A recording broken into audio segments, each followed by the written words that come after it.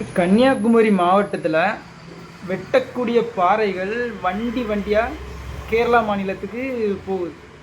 கேரளாவில் மலை இருக்குது, ஆனால் கேரளாவில் மலையை வெட்ட அங்கே தடை.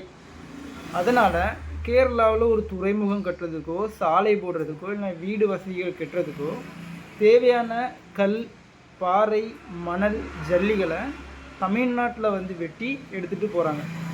அப்போ தான் அண்ணன் சீமான் ஒரு மெடலில் பல மெடலை பதிவு பண்ணியிருப்பார். கேரளாவில் மழை இருக்கா? இருக்குது. அப்போது கேரளாவில் மலையை வெட்ட அங்கே தடை. அப்போது தமிழ்நாட்டில் கேரளாவுக்கு பாறைகளை, ஜல்லி மணல்களை கொண்டு போகிறதுக்கு அனுமதி அப்படின்னு வரும்போது அண்ணன் பதிவு பண்ணியிருப்பார். ஏன்னா நல்ல ஆத்தாளுக்கும் நல்ல அப்பனுக்கும் பிறந்தவன் அங்கே முதலமைச்சராக இருக்கான். நல்ல தன்மான உணர்ச்சி, மான ரோசம் உள்ள மக்கள் அங்கே இருக்கிறாங்க. நல்ல ஒரு ஆட்சியாளன் அங்கே இருக்கிறான். அங்கே பிள்ளைக்கு பெத்தவனே தகப்பானாக இருக்கிறான் அப்படின்னு பதிவு பண்ணியிருப்பார். நாமளும் அந்த வசனத்தை யோசித்து பார்க்குறோம்.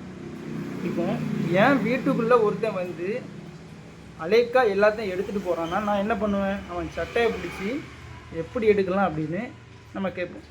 அதே மாதிரி தமிழ்நாட்டில் உள்ள வளங்கள் அப்படியே அரசு அனுமதியோடு அடுத்த மாநிலங்களுக்கு கடத்தப்படுது, கொண்டு போகப்படுது அப்படின்னா அந்த கேள்வி கண்டிப்பாக ஒவ்வொரு மனிதனுக்கும் வரும். அப்படி பார்த்தா அந்த வகையில் அண்ணன் சீமான் சரியான கேள்வியை தான் முன்ன வச்சுருக்கார். தமிழ்நாட்டு அரசின் அனுமதி இல்லாமல் இங்குள்ள வளங்கள் அங்கே போக முடியுமா? அவரவர் வளங்கள் அவரவருக்கே என்றால் நம்முடைய வளங்கள் நமக்குத்தான் அப்படிங்கிறது தான் நாம் தமிழர் கட்சி முதல்லேருந்தே சொல்லிட்டு வருது. தண்ணீர் நமக்கு தரமாட்டாங்க. நம்மளுடைய கல், பாறை வளங்களை அவங்க எடுத்துகிட்டு போயிடுவாங்க. அவங்களுக்குள்ள கழிவுகள், மருத்துவ கழிவுகள், சாக்கடை கழிவுகள், கோழி கழிவுகள் எல்லாத்தையும் தமிழ்நாட்டில் கொண்டு வந்து தட்டிட்டு போயிடுறாங்க. நம்முடைய வளங்களை எடுத்துகிட்டு நம்மளுடைய நிலங்களை ஒரு மக்கும் குப்பைகளின் மேடாக மாற்றதை நம்முடைய அரசாங்கம் வேடிக்கை பார்க்குறது தான் இங்கே வேடிக்கையாக இருக்குது. அதை ஒருத்தன் தட்டி கேட்டால் அவன் இனவெறியனா இங்கே கட்டமைக்கப்படுறான்.